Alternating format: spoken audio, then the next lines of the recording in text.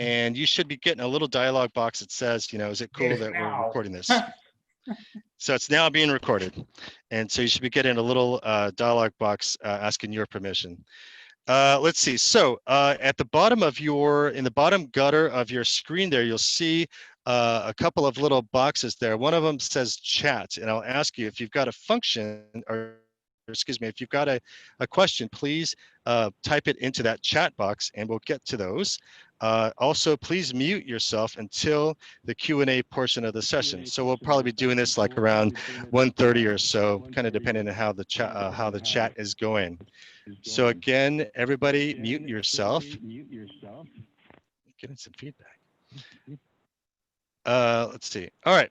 So let's see. So we're going to talk about this book. We're going to, if you've been on these sessions before with the authors, we're just going to talk about the book, about the author's process, about some of the characters in the book, and just about the significance of the subject matter. So with us here is Rick Allen. He is a writer in Tacoma. He splits his time between Tacoma and Arizona. And so Rick, let's just jump right into this. So one, congratulations on the book. It's a really great piece of Seattle baseball history, Seattle Pilots history. And it was just a really good read. So let's talk a little bit about, what got you, into this, what got you inspired, and, how did this book come about? Well, the first thing I should say is 3 years ago, I didn't have the faintest clue that I would be writing a book on the Seattle Pilots. Never even thought of it. And I was in Zimbabwe, Africa, sitting at a table with a small tour group. And one of the guys at the table started telling baseball stories. And I'm a baseball guy. So I was obviously interested. And the more he talked, he was telling these funny stories about people he worked with in baseball. And then he mentioned the Seattle Pilots. And it turns out that this guy sitting at my table in Zimbabwe, Bob Schoenbuckler, was the 22-year-old chief financial officer of the Seattle Pilots in 1969. And the stories he were telling were hilarious. I mean, and I'm a ball four advocate. I mean, I think ball four aficionado. Yeah, it's one of the greatest sports books ever written, in my opinion. And it so much reminded me of the stories, and the fact that it was the very same team, but it was about the administrators. Really, and I have an advanced degree in public administration, so I've studied administration. And I thought, God, that's a really interesting look at a different side of the team. Well, so I asked him if we could continue the discussion back in the United States, because it was really an interesting discussion. He said, sure. He lives in Arizona. I live in Arizona in the winter. So we met up in Arizona. And in the second meeting, we're talking in Arizona. We meet for lunch. And he mentions, a guy named Jim Kittlesby. And I said, that's funny. I used to work with a guy named Jim Kittlesby at Pacific Lutheran University up in Tacoma. And he said, yeah, that's him. And I said, what? He said, yeah, he worked for the Seattle Pilots and he was in Major League Baseball for several years. I knew him like 5 or 6 years after that. And I'll be damned, Jim lives in Arizona too. Wow. So I got the three of them together and the three of us together. And then both of them started telling these stories and remembering things back and forth. And the book just kind of fell in my lap. I mean, I have an undergraduate degree in journalism, so I naturally am inclined to that kind of. You smelled the story. Yeah, and it was too good to not do anything with. Heck yeah. So the next year, I go down to Arizona, and I find out in my retirement community where I live, there's a bulletin board thing posted on the board, and Jim and Bob and a third guy are going to be on a panel about the Seattle Pilots. The third guy ends up being Lou Piniella's roommate at spring training in 1969. Wow, that's amazing. And of course, I interview him at that meeting. And then I come down this year to basically finish the book. I'm trying to wrap the book up. And I know that our next door neighbor has sold her house. There's going to be people moving in, and we're kind of anxious to meet them. So we're pulling into our driveway, first day. They're standing out in their driveway, just happen to be standing there when we drive up. We drove all the way down from Tacoma. I get out of my car, I'm wearing Tacoma Rainiers hat. And the guy says, oh, I see you're wearing a Tacoma Rainiers hat. And in my book, there's a story about a picture of Dewey Soriano hiring Fred Hutchinson to be the 1955 manager of the AAA Rainiers. And the guy says to me, I used to be the bat boy for the Rainiers in 1955. Wow, that's And I amazing. said, what? And he said, yeah, I was hired by Ito Vanni. Ito Vanni is the guy who hired Bob Schoenbuckler. I mean, I just am falling all over myself. This kind of thing is happening. Stars are aligning. Yeah. So anyway, I get the book finished. I thought it was finished. I start advertising the book because I decided I'm going to self-publish. I was going to take it to a publisher because when I went to the self-publishers, Girl Friday Productions in Seattle, they said, look, this book is, got potential to sell. You could take it to a big publisher. They'll do national advertising and all that. And I said, well, what would be the timeline? So, and this is just last December. And I said, well, they said, well, it'd be probably 18 to 24 months to get the book off the ground. And I said, well, the 50th anniversary of the demise of the team, April 1970, is this year. I want to get it out, consistent with that. So she says, we'll work with you and we'll see if we can work to get it in Costco and other places like that. So I have a friend who owns the Tacoma Rainiers, AAA team for the Mariners. I call him up and I say, you know anybody at Costco? He says, yeah, I do.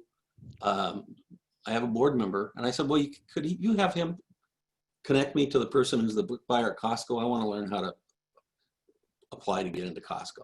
So I get contacted by an email from this Costco book buyer.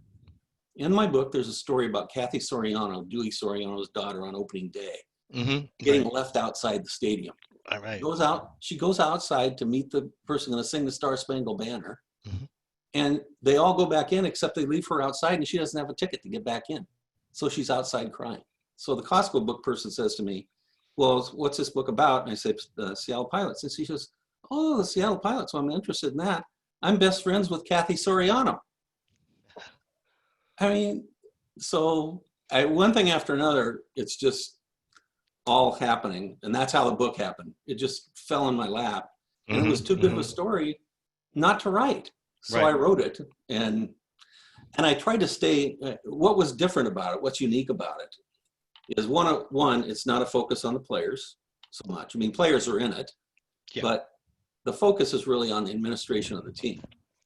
And the second thing is, it's told not by me, but by the two guys, Jim Kittlesby and Bob Schoenbuckler, who actually lived through the bankruptcy and then transitioned to Milwaukee and went through the startup in Milwaukee. And they've got some really interesting stories to tell about the Milwaukee startup.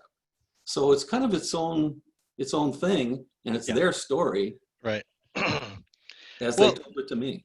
So let's walk us through the book here. Let's talk about this story. We know that those of us here in the call, we're baseball historians. A number of us here in the Puget Sound. So we know the story of the Rainiers. Back in the day, even before the Rainiers, the Indians, and up until the late 1930s, they become the Rainiers with the Meal Sick. Until through the Seattle Angels days.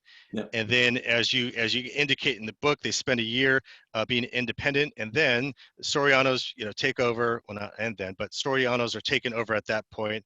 So walk us through kind of the story. Well, the story really starts many years back because the Sorianos were running the AAA team, and that was Dewey was the president of the Pacific Coast League, and they kept AAA baseball alive in Seattle, and it was a very successful franchise. That's part of the story. I mean, they went into this thinking, we've been one of the best AAA franchises, or one of the best minor league franchises in all of baseball, for years and years and years, at the top of the league in attendance, if not leading the league. And I think when they went into it, and Dewey even says this in an interview with someone else later that's in the book, he was a little bit naive, thinking, this is such a great place for baseball. The pieces are all going to come together, because they had a long history of that being true. So they decided to buy a team and make it a major league team. And the major leagues were going through expansion right at that period of time anyway. But Charlie Finley basically threw a wrench into the whole deal when he decided to just move out of Kansas City and go to Oakland, as I put in the book, come hell or high water, and both happened to show up at the same time. And he moved, and it forced Kansas City to say they'd put a lot of money into the Kansas City team. And they said, look, if we don't get a team back here, we're going to, work on your exemption from exemptions that make baseball work and do away with them. And so baseball, in my opinion, kind of panicked and says, okay, we got to get these guys a team. And when they did that, they need to balance the schedule. So instead of a 1971, 1972 transition from 1968, when the Sorianos bought the franchise to run independently, they all of a sudden in 1969 were going to be a major league team. They were not connected to big money in Seattle very well. They were, peripherally connected, but they weren't big money people. They were baseball people and minor league baseball people. So they didn't have a lot of financial support. They had a stadium that wasn't ready. Part of the deal with the major leagues was you have to have a major league stadium within X number of years. So they were working really hard on the forward thrust levee that finally built the Kingdome. But having to go that early was a fatal step. And honestly, they had to get outside money from Daley, who used to own the Cleveland franchise. And he had looked at Seattle in 1964 to move to Seattle. So he was willing to invest up front in the team. But they just weren't ready. And Dewey himself admitted, he said, I was naive. I really thought things would come together more quickly than they did. And of course, then the Boeing bust hit. The SST was going down the drain. Things just nothing worked right. It was kind of like the perfect storm in the wrong direction. And the Sick Stadium was on its last legs. There's all kinds of stories about Sick Stadium, which everybody's probably familiar with. Right. They were behind the eight ball. Personally, I don't think they had a chance in hell right from the start. Right, and that's kind of the impression you get, from the book. It just sounds like they were just not so much set up to lose, but they certainly didn't have very strong foundation, and that's something that one of our former members, Bill Mullins, writes about in Becoming Big League. Yeah. Just in terms of what that looked like. This is Becoming Big League Seattle, the Pilots and Stadium Politics. From your perspective, you've just said that, they didn't have a chance in hell. Let's talk about, the guys, Bob Schoenbacher and Jim Kittlesby. So we'll circle back to their thoughts in just a few minutes, but let's introduce Bob and Jim. What is Bob and Jim? What do they do for the Pilots at this point? Well, so let me tell you how Bob got to the Pilots. He's the one that ended up being the 22-year-old CFO. He was working on his accounting degree at what was then called Peterson Business School. Didn't have an accounting degree. He had an internship with a guy who was working in his house. The guy was yelling and beating up his kids right there while Bob was working in the house with the guy. So he quit that. And he came back that night and he looked on the bulletin board for another job. And there was a job posted for an accountant at what was then the Seattle Angels AAA club. And it was Ido Vanni, the general manager at the time, was doing the hiring. He just saw this posting on the board. So he decided he'd apply. He'd never played high school baseball. He liked baseball, but he got cut from his team, never been to a major league game, never been to a minor league game, but never been to a major league game. Walked in and he got hired at the age of 19 to be the accountant of the AAA team. And then it was just one series of things after. This was 1967.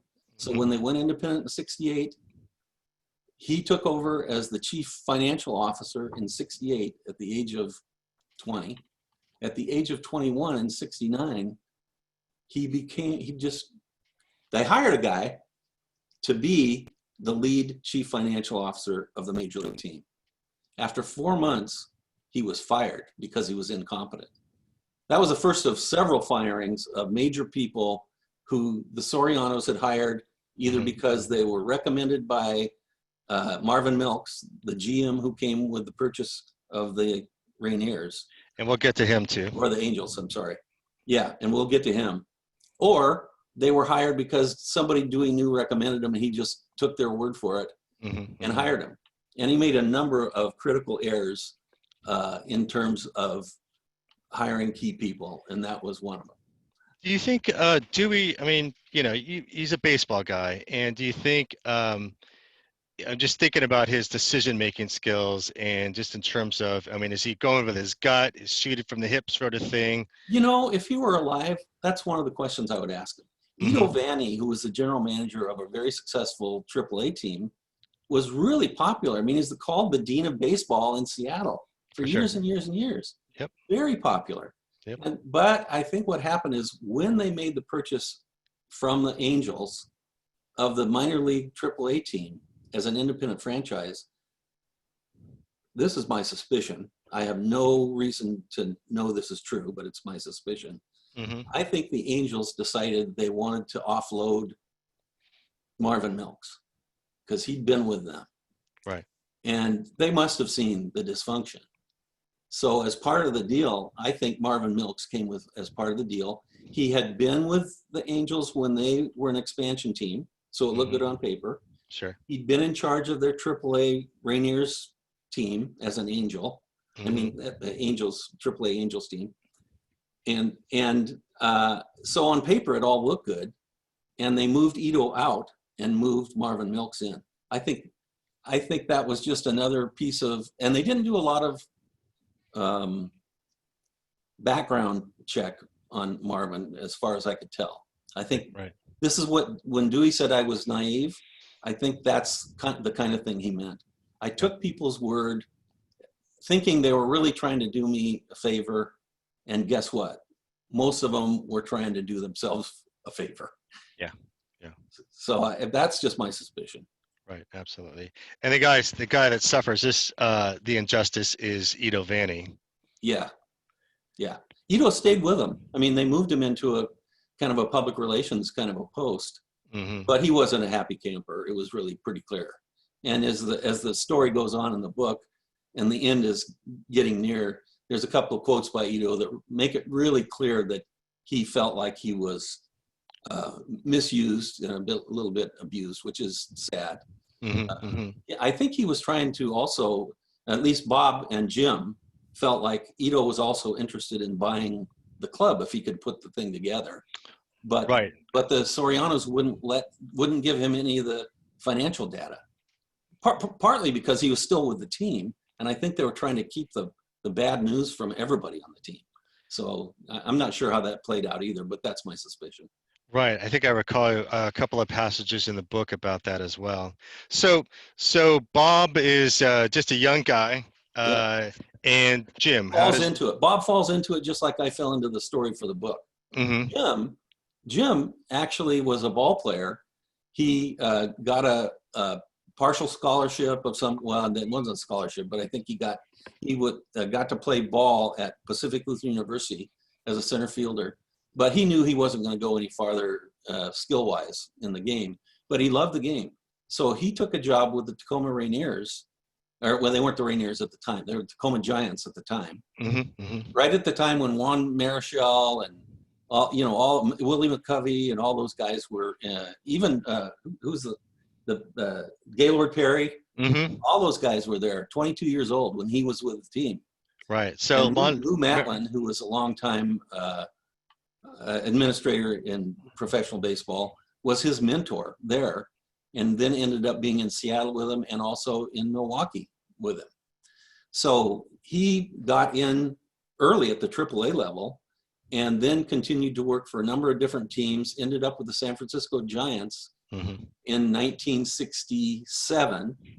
And in 1968, the Sorianos, because Max Soriano worked with him in Tacoma, the Sorianos contacted him and said, we're starting to put together our team to transition to Major League Baseball. Would you be interested in coming to work for us? So he said yes because he was from the Northwest. He was originally from Montana, but then at PLU, and so Pacific Lutheran University. So he took the job thinking, hey, well, this will be better because I know Horace Stone was in trouble financially, and they're going to have some new competition from Oakland. So that's not looking very good. I think I'll go up here to Seattle. And of course, he ended up there for 1 year and then went to Milwaukee. Right, right, absolutely. So Jim and Bob, they've got a situation here. What do they see? It's like walking into an apartment or a house and that you've never seen before. They walk in and what do they see? Well, let me tell you a little bit about their personalities because I Yeah, think that's really absolutely. important to know. Bob was 22 years old, first of all. He was, I think he was, and I think he would say this, he was wide-eyed and just amazed to be where he was. In fact, he turned down the request to be the CFO of the Pilots twice before they hired him on a third request because he told them, it's over my head. I don't, I don't belong here. And they said, no, we checked with our auditors and all that. They say you do a great job. We want to hire you. So he was wide-eyed and young and kind of wet behind the ears. So his worldview was probably skewed by that. Wow, everything's new. And Jim, on the other hand, was 29 years old at the time. He is a quiet, kind of behind the scenes, get it done kind of person, always either neutral or positive. Mm-hmm. So I think his natural inclination was to see things in as positive a light as he could, while faced with obvious dysfunction. And it was only through the interaction between the two, as they talked and I sat there and listened to them, that it was kind of like Jim would say things like, yeah, I guess we did have a few guys on the juice, So what they saw was skewed, of course, by either how new they were to the whole thing or by the tendency to view things in a really positive light and to want it to be right. So what they saw was immediate dysfunction, mainly because Marvin Milks had already been hired. He was already starting to show what over time they both conceded was imbalance. He was a yeller and a screamer. Nobody would tell him, or nobody would talk to him, tell him the truth, because he'd just go bonkers, according to them. Mm-hmm. So you have an environment which is immediately kind of impacted by that kind of personality, and at the top. And of course, they didn't have a lot of systems in place. Bob was totally new to it. So they were scrambling to just put things in order as it was playing out a lot quicker than they anticipated. They thought they were going to have 3 years to kind of make mistakes at the minor league level, which wouldn't have been disastrous. But all their mistakes were made, in a transition to Major League Baseball in a single year. So every mistake just kind of built on itself and turned into a kind of a sad story with a lot of funny business. And I think, a really good anecdote there is just, they're still building the seats, building and painting the stadium seats as people are walking in. Yeah. There have been a couple of other books written that have those stories in them. I had a little bit more information from Bob and Jim because they were both standing there right at the time. But the problems with Sick Stadium were obvious, and a couple of other authors have covered that really well. In fact, sure. I think I have references to their books in my book because they covered that really well. Yeah, absolutely. We're talking about poor plumbing, most likely poor lighting, and so forth. No parking. The seventh inning flush up at the press box. Yeah, exactly. Those kinds of things. So the personalities, they come in, they're trying to do the best they can. They're working with a guy like Marvin Milks. What do they say about Marvin Milks as the general manager? The question I would ask Dewey, I think I mentioned this already. The question I would ask Dewey if he is alive is, why did you move Why did you move Ito out? And why did you move Marvin Milks in? Because I think that was probably his most disastrous mistake. And I don't know what the answer would be other than we got him along with the sale. I mean, but Marvin, right from the start, everybody recognized that. I mean, Bill Sears recognized it, Jim recognized it, Bob recognized it. Everybody recognized that he was not well balanced, and it just got worse and worse. And he didn't even Jim Bouton. I think I have a quote from Bouton's book Ball 4 about Marvin Milks. Something about if there's a place for panic, he would never be one to step aside, or something like that. That's not the exact quote, but even the ball players saw it. It's like, this guy is not quite right.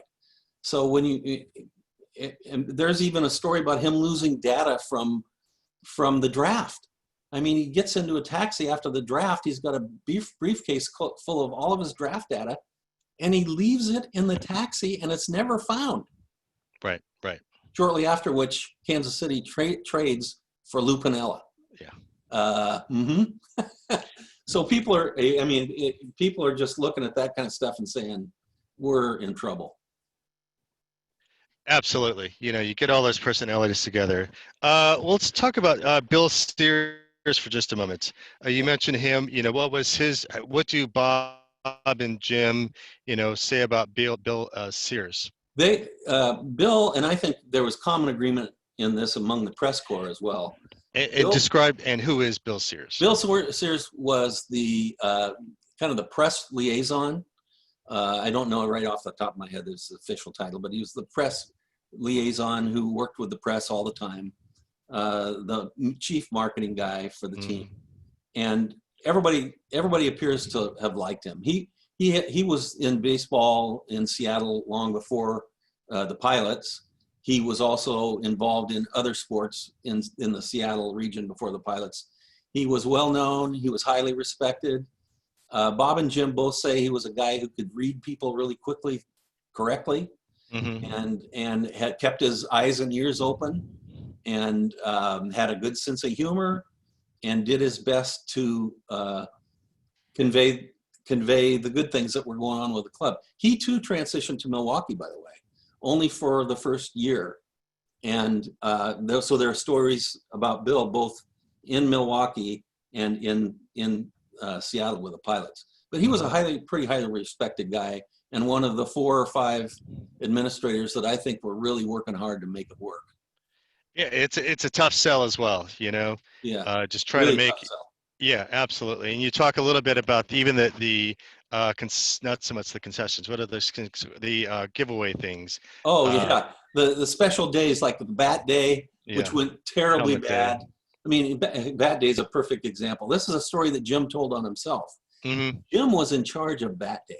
He was in charge because the guy who was supposed to be in charge of Bat Day had been fired about a month earlier because he was apparently taking stuff that he was ordering, putting it in this trunk and selling it on his own, and he got fired. Yeah. So Jim got that as an extra responsibility on special event days. So he has to order the bats. Well, the day of the game is Seafair in Seattle, and back in the 60s, that was big. That was hydroplane races. That was the biggest event of the year in Seattle. So they thought, well, nobody's going to be here. They're all going to be at Seafair. So they have a bat day where they promise a bat to everybody. Jim orders half the bats that they because we're not going to have a full house. They have a full house.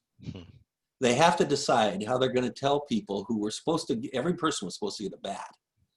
And they only had enough to give to about half the people. So they decide to station themselves at the gates to ask people with more than, they did this just at the spur of the moment. Bad decision. Anybody with more than one bat, they were going to ask them for their bats back so they could give it to people who were walking out with no bats.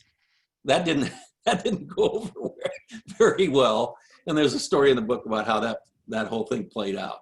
But every promotion they did, it just kind of, everything kind of backfired. It was just one thing after another. Perfect storm, wrong direction. One of our guests in the audience here says he was at the second bat day on this is Gary West, is that on you, August Gary? 3rd, 1969, versus the Yankees, saying it's the biggest crowd of the year. He said he got himself a Mike Hegan bat. That was the day. There's a Tommy Harper bat that they were giving away that day, I think.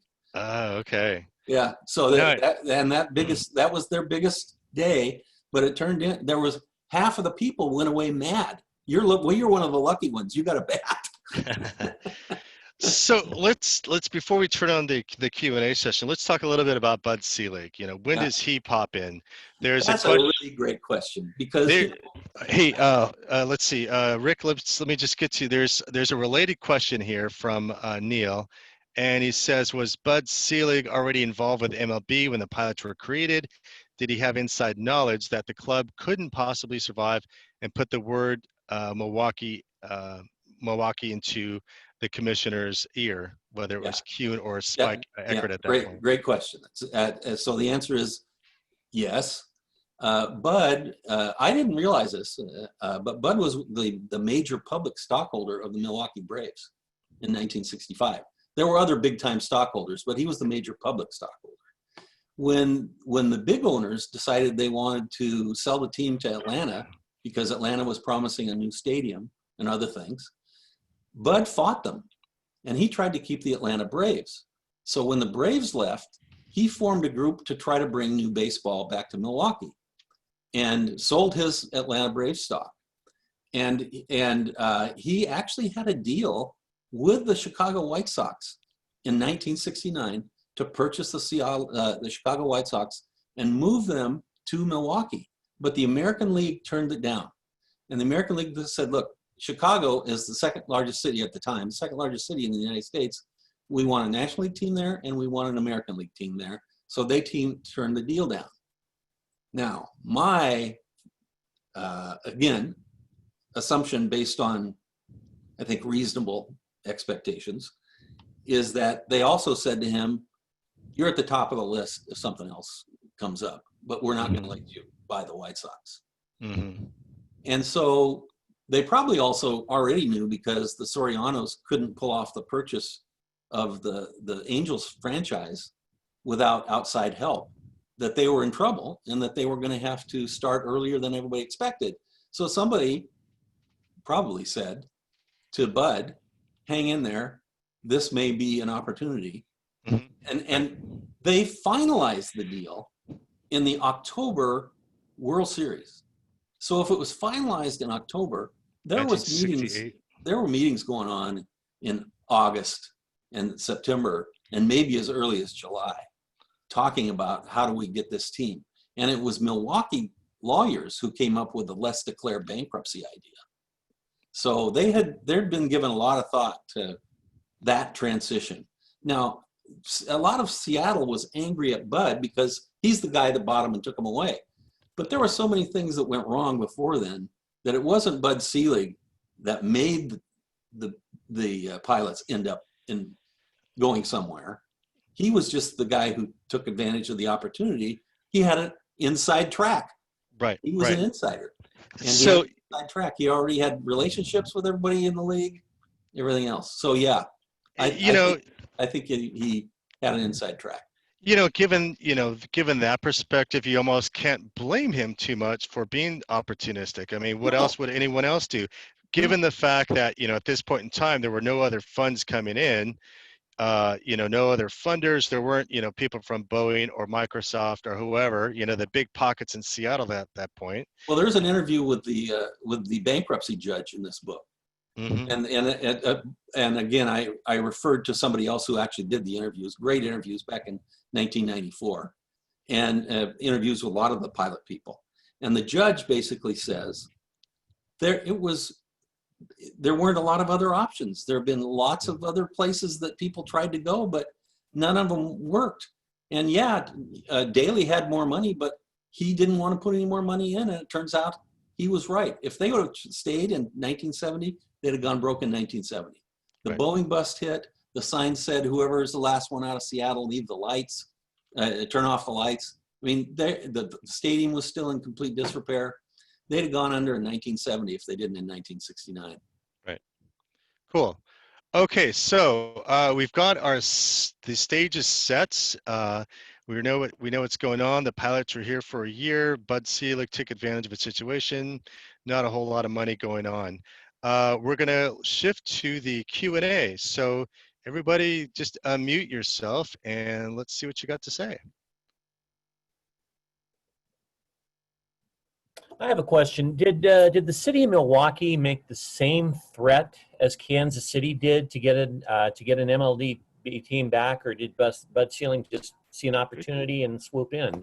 I don't think so. I don't think they made. I don't think that was on anybody's. Well, it had to be on somebody's radar. But Bud was one of the owners of the team, and several owners wanted to make a sale, and others didn't. So I think that internal disagreement was the focus, as opposed to what are we going to do to get a team? Because some of them wanted to get rid of it. I mean, they wanted to sell the team, and others wanted to keep the team. So I think that was their focus. And Bud immediately formed a group, including some of the guys who ended up with the Pilots, buying the Pilots with him, to bring a team back. And I think the fact that they also saw that there were some other clubs that were in trouble, like the White Sox, that gave them hope that they could make something happen relatively quickly. So they didn't have to play that card, or didn't think of it. I don't know which. Thank you. Hey, Bob, let me just shoot this out to Bob Russin. So you're kind of our resident Brewers guy here. You know, we're talking in terms of kind of the legacy of the Pilots in Milwaukee. You know, growing up, did you see much of that? Well, I moved to Milwaukee in spring of 1966, so I missed the Braves altogether. So I had time to get there. But Bud Selig had mobilized, like a lot of the movers and shakers, the industrial people. He had worked tirelessly so he had a really firm group of investors and people ready to take. And he let people know, you want to sell a team? We've got a space. We've got a faculty. We've got things set up. And you know, the White Sox came for like 2 or 3 years and played games home games at County Stadium there, and they really those games were packed. Yeah, those games were packed totally with fans. So that again demonstrated we can come and have a team. I remember. So I was home from college. Was getting a haircut that must have been the spring of 1970. I only got a haircut like once or twice a year. I had to go apply for. That was 1970. Apply for a summer job at a factory in Milwaukee. But I was getting a haircut, and this local sportscaster named Hank Stoddard came into the barbershop, and everybody turned and said, "Are we getting a team?" And he said, "I think we are." Yeah. I think we are. Yeah, I list a number of those big industrial guys that ended up being in that group. They're in the book. Yeah. He had some heavy hitters. Yeah, and that was Milwaukee was doing okay then. It was a heavy industrial. Those are the factory jobs that I worked in the summer. Heavy industrial, lot, and all those shakers, plus the politicians and stuff. Oscar Mayer and Edmund Fitzgerald and Alan Bradley. Yeah. Perfects, Alice Chalmers, all the big names there in heavy industry in Milwaukee. Plus he had like Judge Cannon. We had the legal guys. He really did okay with that. Yeah. Is Harley Davidson a supporter? Harley Davidson is not that big an industrial thing in Milwaukee. It's got a big name, but it's got a small factory there. Yeah, they didn't come up in our museum. Plus there were Schlitz, right? Yeah. Well, the breweries were still going then too, They were. There. That's why they got the Brewers name. Yeah. Right. Well, the Brewers name had been there for a while. Yeah. Right. That's their story. So as many things that were going wrong for the Pilots, there were as many things that were going right for the Milwaukee group. Yeah. So it just made it convenient, made it for the bankruptcy judge to say yes. Yeah, I mean, they had a good lineup, and I'll tell you, there are some really interesting stories that popped up right when I was finishing this book. I want to share one because it's so good. Go ahead. So I'm getting ready to finish the book, and I'm starting to advertise it on Facebook, and I get a post from a guy who says, "I know the guy whose mom took the Seattle Pilots patches off of those uniforms." and sewed on the Brewers patches. And those pilot uniforms took the field on opening day in Milwaukee as the Milwaukee Brewers, those pilots' uniforms. He says, I got his phone number. You want to talk to him? I said, well, of course I want to talk to him. I phoned the guy up and he says, yeah, my grandmother worked at Vogue Cleaners in Milwaukee, and they cleaned all of the suits and uniforms of all the sports teams. So the Brewers called them and said, we need a seamstress we just got these uniforms in yesterday. Tomorrow or next day is opening day. You have a seamstress that can take these patches off and sew on the new patches. And the grandmother, this guy's grandmother says, yes, my daughter is a seamstress, his mom. She gets all the uniforms, takes all the patches, Seattle Pilots patches off, sews on all the Milwaukee uniforms. The Pilots uniforms take the field on opening day. The mom, and this is the story, takes the Pilots patches. She takes them home. She gives them to all of the moms on her son's Sandlot team. They sew them on all the t-shirts of all the Sandlot players. And in 1970, the Seattle Pilots take the field on a Sandlot in Milwaukee, Wisconsin. Unbelievable. That's great. I wasn't able to get that whole story in because it was ready to print, but I got about a paragraph in that talks about it. It was just too good to let it go. Absolutely. Just stepping back here, Tim Herlick says, I believe the Braves' lease on Milwaukee County Stadium expired, so the city had no legal claim. The Braves played the lame duck season in Milwaukee when everyone knew that they were going to Atlanta at the end of the season. You know, there's a story about that stadium because in Seattle with Sick Stadium, they were still having to pay rent on a stadium that was in complete disrepair. The deal that Bud Selig made with the city on their stadium was until they got to 1 million in attendance, they got it for $1 a year. And so it was like 5 years before they ever had to pay a dime. Oh, no, they paid $5 over a 5-year period for the stadium. Gotcha. I wonder if Bud had the incentive to keep attendance at 999,999. Well, you know, they had an attendance problem early. In the third year, they had lower attendance than the Seattle Pilots. He had to buy tickets secretly at his Ford dealership and hand out the tickets to make the attendance look good.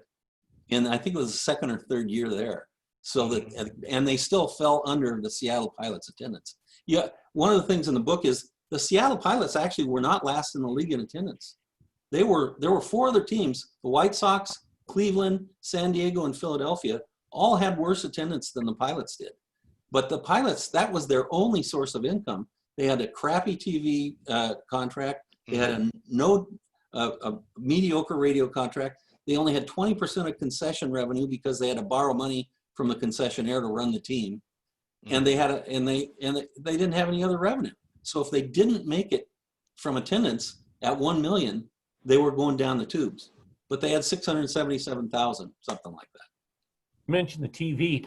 There was one nationally televised game that was home, and I believe it was Detroit coming here, and that was blacked out locally because it wasn't sold out. So later in the season, there was a local outfit that traveled to Detroit and beamed one single game back to Seattle under Detroit. I think Rod Belcher was the play-by-play guy. So the TV was essentially non-existent. Yeah, it was terrible. In fact, somebody asked me, why can't we find YouTube on this Seattle Pilots team?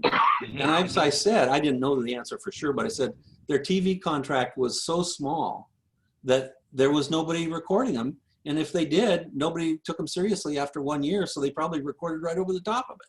There are little snippets on YouTube of an old snippets. Game from Boston, a couple clips from '69 that are on YouTube. That's about the only video evidence that they existed.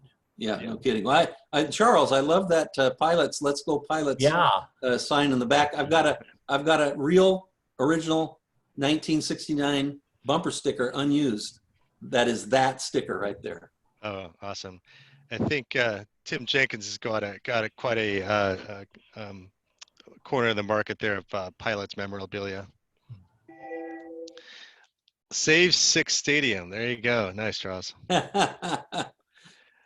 So let's see. Players go late into spring training. Oh yeah, that's a good story.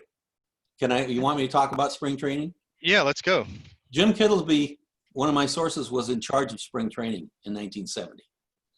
He was there when all the chaos happened. Every player there still thought they were going to be a Seattle Pilot. They were Seattle Pilots all the way through spring training, 1970. And they traded Lou Piniella the year before, and he ended up being the American League Rookie of the Year for Kansas City. They traded him on April Fool's 1969. On April Fool's 1970 is when the court announced, well, actually the 31st, but it was announced publicly on the April 1st, that the Pilots were going to be bankrupt and they were going to go to Milwaukee. It wasn't until then that any player knew that they were going to be on a different team. And of course, Milwaukee didn't have an established minor league system at the time. So they were scrambling to put together their minor league system. And Jim had to release 36 guys on the same day, a record that was just broken because of the coronavirus and all these players being released by teams. But until this week, Jim held the record for releasing the most minor league players in one day in Major League Baseball history, 36, because they had nowhere to put them. And he didn't even know that bankruptcy had been declared. He was down there trying to work through releasing guys and paying guys by hand, by check, and all this kind of stuff. And nobody called him on April 1st to tell him what had happened. They called instead the guys in the trucks in Utah and told them to go to Milwaukee. They had been waiting there, told them to go to Milwaukee. And so it was chaos down there. He was releasing guys left and right, and people were mad, and they wanted to tear up their dorm rooms. Some of them were living in dorms at Arizona State and stuff like that. It was total chaos. Absolutely. One of the guys that I got contacted by on my post was a clubhouse man who worked for the Mariners, who worked with the guy who was in the trucks waiting to get a call telling him which way to go, left or right. And I asked him, I said, who called him? Was it Marvin Milks? Was it the Sorianos? He said, who called him? He said, I don't know the answer to that question, but I'll get a hold of him, see if I can find the answer. Because I don't know who called the guys in the trucks. I'd really love to know the answer to that question. And I think you stated they were actually in Provo, Utah, waiting to go east or west. Utah, I think it might have been Salt Lake City, but don't quote me on that. I know it was Utah. Let's put it that way. Gotcha. Okay, any more questions? Got a great conversation going here.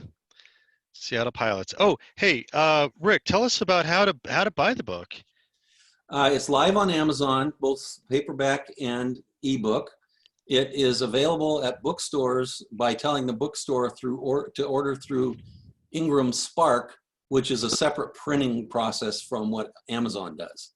So Barnes & Noble and independent bookstores, you can order it, but you have to tell them order it through Ingram Spark, and they'll be able to do that. Does everybody know the Lou Piniella story, by the way? He was traded. He was their hottest hitter in spring training. He was traded on April Fool's Day, and there's a whole story about why he got let loose, and that's in the book as well. I found out during this whole process, Lou Piniella is the only person in baseball history that anybody could think of, knows of, that was a rookie on 3 different rookie cards. And his first team that he played for was Baltimore, and he didn't have a rookie card for them. And the first team he played a whole full season for was Kansas City, and he didn't have a rookie card with them. But he had rookie cards with Cleveland, Washington, and the Pilots, but not with Baltimore or with Kansas City. 5 different rookie teams as he played as a rookie. Wow, that's an amazing record there.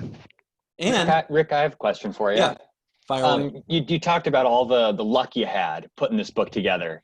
What was the biggest challenge you've experienced in putting this together, or did you have any challenges? Well, it's my first book, so everything was a challenge. But I would say baseball is an interesting business in that there are so many people who move from team to team and place to place, And so you've got people whose names show up in different years with different teams doing different things, but they all know each other and they all run into each other in different places. So trying to make that, and that happened in this book. Several guys in this book were with different teams at different times when they had relationships with the two key sources. Okay. So trying to make that clear in terms of the chronology of events and who was who at what time, that was a real, struggle may not be the right word, but it was something I was really conscious of because it kept confusing me. Right. Thank you. Does that help? Yeah, thank you. So we got a question here from Dave Heller, and Dave, thanks for reposting because it did get lost. He says, so without Balfour, do you think your book would have been written? And by that, he means, I can't think of another one-year franchise which has garnered so many words written about it. And make no mistake, he loves every word of them. Would I have written it? Probably not, because I love Balfour. I read Balfour again in March. I love the way Boughton brought an inside view, kind of took the curtain back, exposed reality, brought humor and sarcasm to the book at the same time that he brought reality. And to balance that kind of stuff, I thought was just an incredible, incredible job. And I was inspired by, first of all, his immortalizing the pilots, and second of all, by his approach to the book, to try to expose something that people had not previously seen, do it in a fair way, and do it in a way that brought some humor and real life to the incidents. And so without that book, I don't think I'd have written this book. That's the answer to the question. Gotcha. Thanks so much. Okay, we have time for one more question. Who's got a question? Let me review my notes and see if there's another story I got to tell you. Okay. Well, I have another question. Okay. Yes, This Dan. one is entirely hypothetical. If it turned out that they had had enough time to actually do some planning, do you think Soriano and the whole crowd could have actually had a major league team that worked in Seattle? You know, the answer to that is two or threefold. One is they would have had to have found some deep pockets, because in fact, Daley was ill and he died in 1971. So from a long illness. So he was already, I think, aware that he was in bad health and he wasn't going to invest anymore. So one is they'd have to find some deep pocketed investors.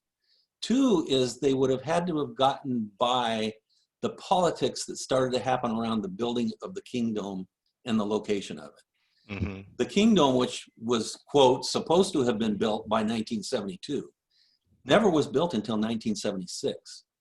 So I don't know how anybody could have hung on from 1969 to 1976 in Sick's Stadium. I just don't see how it could have happened. And of course, the other thing was the Boeing bust happened. To build a little quicker had Yeah. And I don't know if they could have gotten around the politics, because that took the hang up was the politics around the Kingdom. Right, for sure. Yeah, just a lot going on here. So we have been chatting with Rick Allen and his book Inside Pitch. Insiders reveal how the ill-fated Seattle Pilots got played into bankruptcy in 1 year. So pick it up where you can. Rick, thank you very much for being with us. Certainly have enjoyed the conversation. And I'll tell you, it's a great book. I felt like I was a fly on the wall. Thank you. So were they, Bob and Jim, and so was I when I heard their stories. Anthony, if you wouldn't mind, you've read the book. Would you mind putting a review on Amazon? It's really helpful to readers who are trying to decide whether it's worth their dime and their time. And early reviews are really powerful. Yeah, absolutely. Thank you. So thank you everyone for joining us. Really appreciate you being here. Thanks a lot for doing this. Thanks, everyone. Count the Budweiser, everybody. Yeah. Gotcha. Okay. All right, everybody, you stay Everybody. safe. Thank you. Thank you. All right. Thanks, Anthony. All right. Tune in next time. Yep. Be safe, right. everybody. Take care. I'm going to end this.